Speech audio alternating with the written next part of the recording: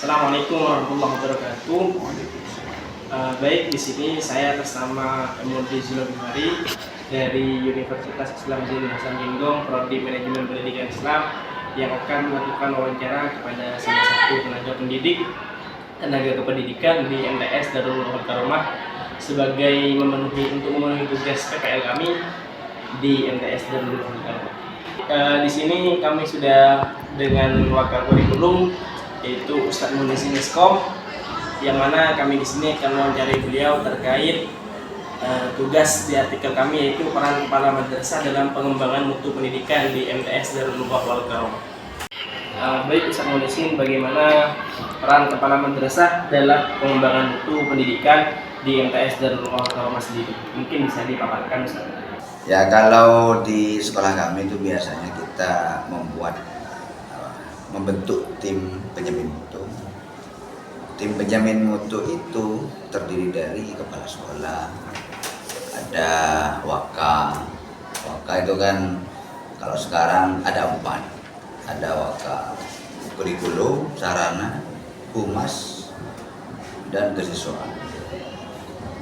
Dan juga kita melibatkan guru di dalam tim tersebut, dan juga ada tenaga kependidikan seperti itu. Baik Ustadz, untuk tugas pokok dan fungsi sendiri atau tupoksi dari tim penjamin mutu tersendiri, kalau boleh tahu apa itu?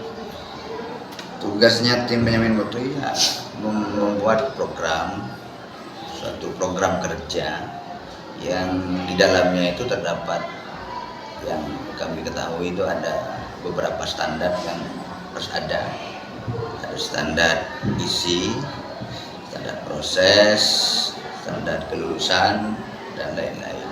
Dan di dalam setiap standar itu kita membuat indikator ketercapaian.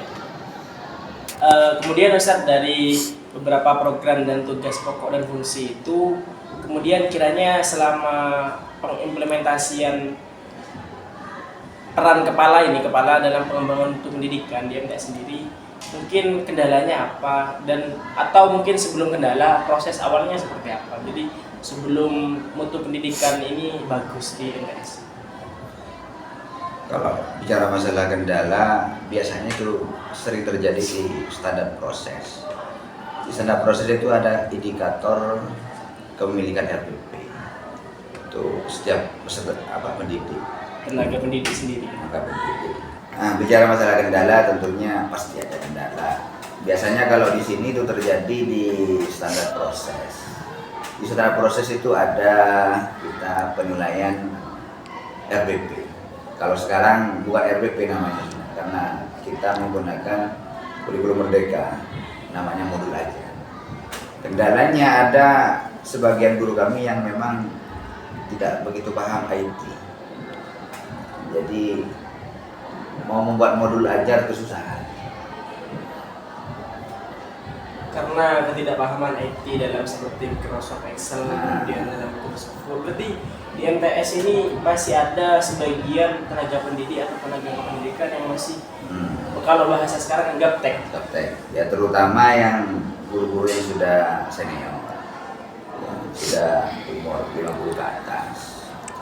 Tapi bisa dikategorikan mungkin hanya sekitar 5% dari sekian guru. Kemudian langkah-langkah improve atau perbaikannya dari kendala-kendala tersebut apa yang akan dilaksanakan oleh pimpinan dari MTS sendiri? Ya, sekolah tetap memfasilitasi itu.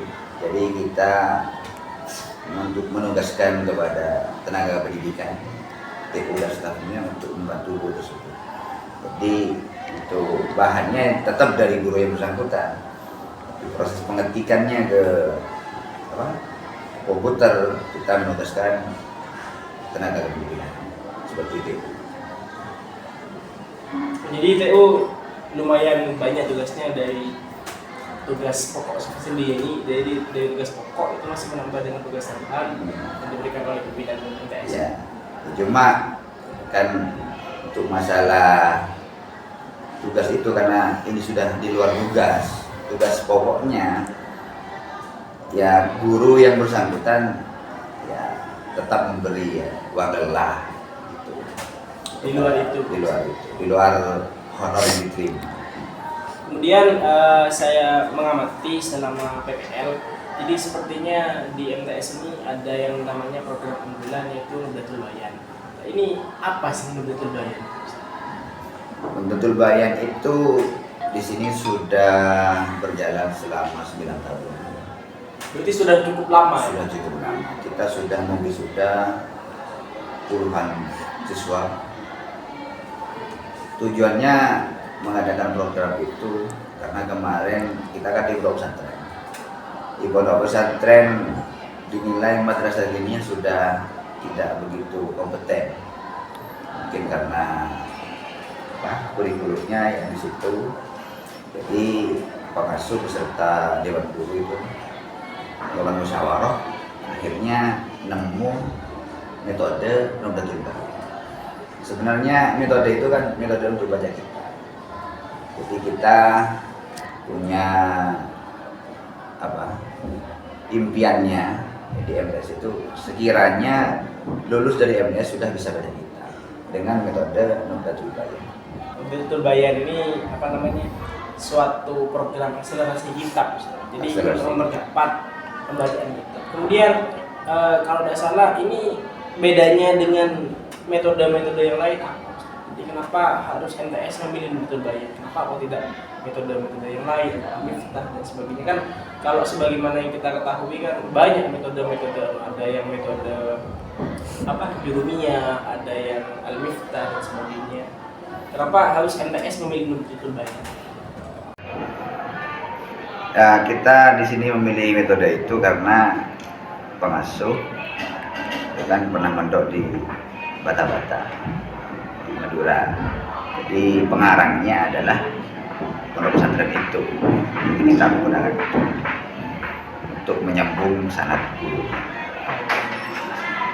Kemudian dari metode Nudatul Bayan sendiri, apakah ini menjadi salah satu suatu standar kesiswaan dan lulusan? Jadi agar dikenal, karena kalau sekolah di MTS Darul Lughah Wal Karamah ini keluarnya langsung bisa baca kitab, atau bisa langsung hafal kitab kategori atau sebagainya. Ya, target kita lulusan kita itu yang pertama yang bisa baca kitab. Terus ada poin plusnya, mereka bisa memberikan pemahaman tentang kitab, bisa menjelaskan. Jadi bukan hanya bisa baca saja atau mengartikan, tapi menjelaskan isi dari kitab itu. Memahami isi yang dibaca, kemudian bisa menyampaikan kepada publik kalau ini sebagainya. Ya, alhamdulillah selama 9 tahun, kurang lebih 9 tahun itu ya sudah banyak lulusan kita yang melanjutkan di pondok pesantren lain, tidak melanjutkan di sini. Salah satu contohnya di Berjadid mungkin atau di Genggong. Informasi yang kami dapat, lulusan kami itu langsung menjadi ustaz. Oh, di pondok tersebut. Berarti itu adalah salah satu mutu pendidikan yang diterapkan di MTS. Baik, meeting mungkin saja yang bisa saya tanyakan. Terima kasih atas informasinya Ustaz. Kurang lebihnya dari kami, Assalamualaikum warahmatullahi wabarakatuh.